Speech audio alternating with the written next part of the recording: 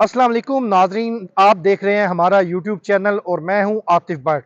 नाजरीन, पाक फ़ौज की जानिब से अपने इदारे के अंदर सख्त एहतसाबी निज़ाम का अमल शुरू किया गया और जनरल फैज़ हमीद को कोर्ट मार्शल जो है उसकी कार्रवाई का आगाज़ किया गया है। क्या तमाम इदारों में इस तरह का सख्त एहतसाबी निज़ाम मौजूद होना चाहिए या नहीं? आइए बात करते हैं अरकान पार्लियामेंट से। बिल्कुल होना चाहिए। देखें, हमारा फोर्सेस का जो इदारा है वो एक ओथ के तहत आता है, उनका बाकायदा एक हल्फ होता है।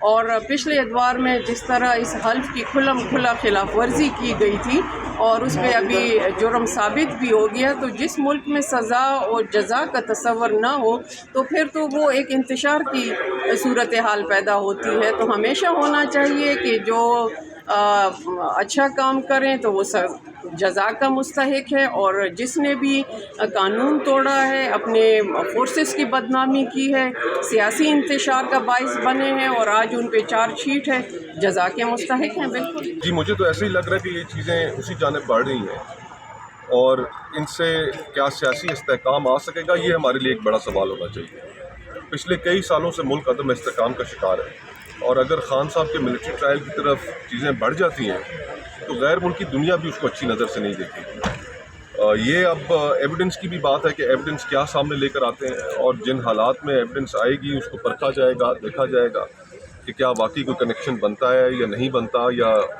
ये भी एक विक्टिमाइजेशन की एक कड़ी है। ये सारी चीज़ें देखनी पड़ेंगी जब एविडेंस सामने आएगी। तो लेट्स होप कि हम चीज़ें और मुल्क को बहरान की तरफ ना लेके जाए।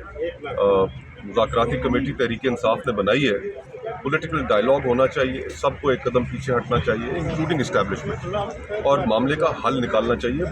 बहुत लंबा अरसा ये क्राइसिस चल चुका है और ड्रेन कर रहा है मुल्क। एहतसाब हमेशा पाकिस्तान के अंदर ये अवाम के लिए एक लॉलीपॉप रहा है।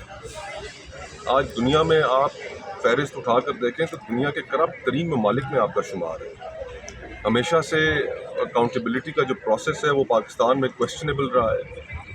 इसके अंदर सिलेक्टिव यूज़ ऑफ अकाउंटेबिलिटी होता रहा है। तो जनरली अगर आप असूली तौर पर देखें तो ये बस चलें, गुजारा करें, खुश रहें। इंसाफ तो किसी भी मुल्क के इस्तेहकाम की ज़मानत होती है। इंसाफ का जो अमल है उसको जो है वो बरकरार रहना चाहिए, मगर इस तरह से नहीं होना चाहिए कि इंसाफ को इंसाफ ही होना चाहिए। किसी किस्म की इंतज़ामी कार्रवाई या जिस तरह से जो है वो दूसरी चीज़ों को के अवामिल जो है वो उसमें मुदाखला करते हैं, वो नहीं होनी चाहिए। अगर ये एक बेहतर ट्रांसपेरेंसी इंसाफ में कायम रहेगी तो मेरा ख्याल में ज़्यादा बेहतर होगा। कि जिन्होंने भी जो है सियासत में हिस्सा दखल अमल लिया है, ये असलम बेग से लेकर और ये मौजूदा DGISI और आर्मी चीफ, ये सारों को लिंक किया जा रहा है, क्योंकि फॉर्म 47 का इनकी भी जिम्मेवारी सियासत में दखल अमल किया है। अगर फैज़ हमीद की जो है सियासत में ये इल्ज़ाम लगाया गया है तो फिर सारों का जो है मुआफ़ा कीजिएगा। ये जब से पाकिस्तान बना है, ये चाहे आप जो है ये एक ट्रूथ एंड रिकन्सिलिएशन कमीशन बना दें हाई पावर, या आप अपने अंदर से जो मुआखजा करना है तो ये शुरुआत कीजिएगा।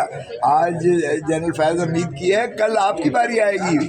आपने कौन सी कमी की हुई है सियासत में दखल अंदाजी? क्या आप नहीं कर रहे हो या? तो अच्छी बात है, ये तो खुश आइंद बात है। कौम का एक दफ़ा कम अज़ कम मुहासबा हो जाए, एक दफ़ा शुरुआत हो।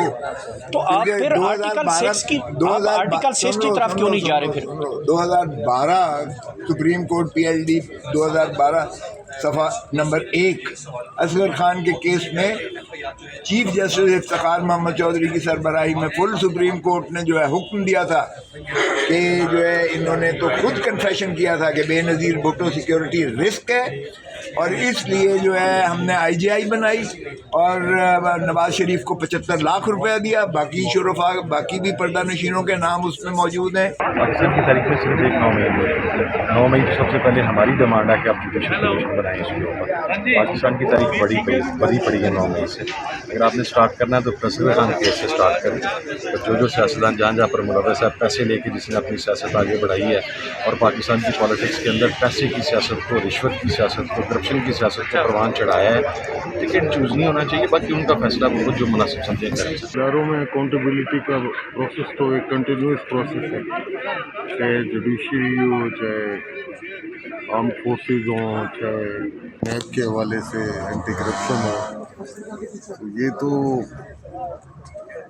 नई बात नहीं है। सब इदारों को चाहिए कि सेल्फ अकाउंटेबिलिटी भी करें और जो अकाउंटेबिलिटी का प्रोसेस है इसको भी स्ट्रेंथन करें। वी हैव टू सी कि कौन सा अदारा क्या कर रहा है, और इट इज़ वेरी इम्पोर्टेंट।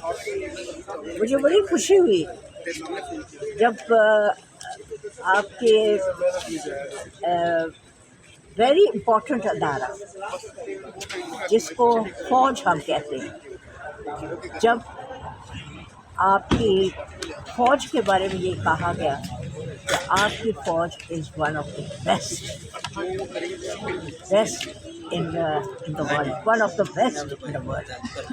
सो ऐसी चीज़ें जब हालात ऐसे हो पूरे वर्ल्ड के, इस वक्त दुनिया में क्या हो रहा है, पूरे वर्ल्ड के अगर हालात ऐसे, I would really appreciate the फौज शुड बी स्ट्रॉन्ग।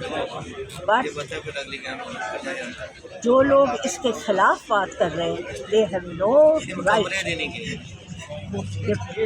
इस इंस्टीट्यूशन को वीक करना और पाकिस्तान को कमज़ोर करने की जो भी बात करेगा हम उसके हक़ में।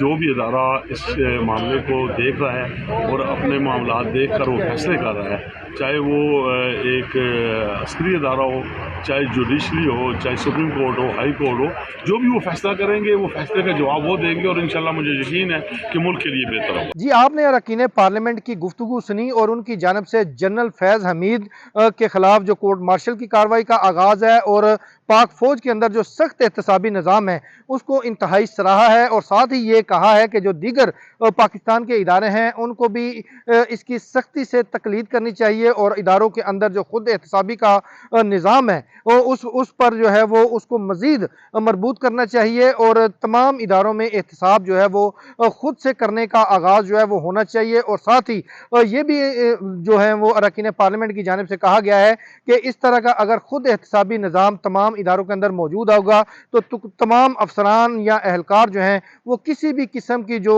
कानूनी खिलाफवर्जियाँ हैं वो नहीं कर सकेंगे। इसके साथ हमें दीजिए इजाज़त। अल्लाह हाफिज़।